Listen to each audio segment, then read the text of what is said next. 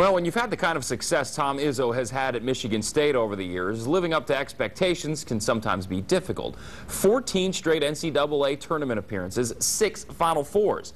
But last year's team, which began the season ranked preseason number 2, never quite lived up to expectations. Last week, Izzo was in town for the annual Steve Smith Charity Challenge, where we talked about the current state of the MSU Spartan program. Talking hoops, NBA draft last week, when you see Kalen Lucas and Darrell Summers not get drafted, for two guys that were considering a year ago, entertaining thoughts of, do we go, do we not go? You see it a year later, and now, now they're going to be exploring other options. I mean, maybe if you're not surprised that they didn't get drafted, but just the way that the business is, where, you're considering going, and now all of a sudden to where they are now. Well, considering going doesn't mean you get taken either. Yeah. That's the problem, A lot of people consider going. There were 70-some considered going. A lot of them didn't get drafted this year. So, the problem was, in Kalen's case, I think the injury really did hurt him. And then, we didn't have a great year. And even though he had a decent year, and then Darrell didn't have a great year, and part of that was Kalen's injury and wasn't getting the ball at the right time. But the other thing is, it's a fragile business, as we all know, and your margin for error is about this big. So, you just got to find a different way to get there. I found a different way to get to Michigan State. They got to find a different way. Might have to play in Europe for a year and then come back and give it another try like Charlie Bell, did, or he started here, went to Europe, came back. If it's in the cards, I think it'll be right for him. A year ago at this time, you were entertaining your own thoughts of going to the next level. You ever think about that, or is that one of those that's in the past? Don't look back, or do you think what would have happened had you done that? It's one of those things. I've never thought back on any of the jobs, on those opportunities. This one was a little more unique than most, but I think the only time that it's hard is when you see what happens at Ohio State and that. I just don't know where college athletics is heading in that respect.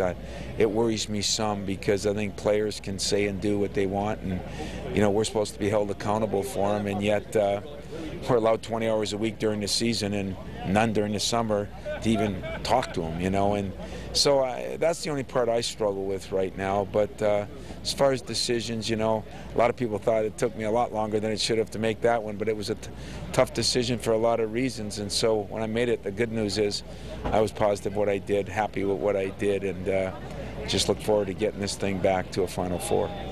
The team in a bit of transition, you're thinking maybe, Delvon going to be a leader this year, you hope. Some new guys coming in, some transfers, programming a little bit of transition this year. A little bit of transition, but I like, we got some mainstays in Delvon and Austin Thornton and of course Draymond Green, and so far Nix has been, doing what he's supposed to do with his weight, and that would make a huge difference. And Keith Appling now made the U.S. team, and he's over in Latvia, I think it is, and so that's a great start. And I think with the kids we got coming in, and getting an addition like we did with Brandon Wood from Valparaiso, who's graduated already, has some experience at the guard position, which we needed. And then we got a couple guys that we think are going to help us immediately. So, I'm just concerned with guys getting better. I'm not concerned with what we are. Now, our schedule starts off a little worse than normal, but again, that's my fault in the ADs. And speaking of that, the game with Carolina on the aircraft carrier has been talked about for a long time. Now it's official. When you heard that was the aircraft carrier with the whole bin Laden thing, what went through your mind? Well, I had two things that threw me a little bit. One is when the last day of the entry, because I figured Carolina was losing 3 of their guys to the pros.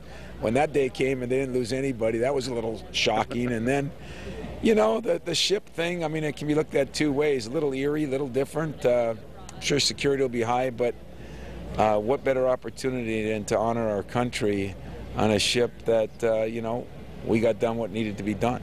And so I think it's going to be, I talked to a guy a week ago that was there for one of the final walkthroughs of figuring out how it's going to be constructed, and he called me and said, "This is the most awesome thing I've ever seen." So I think it's going to be way bigger than we even imagined.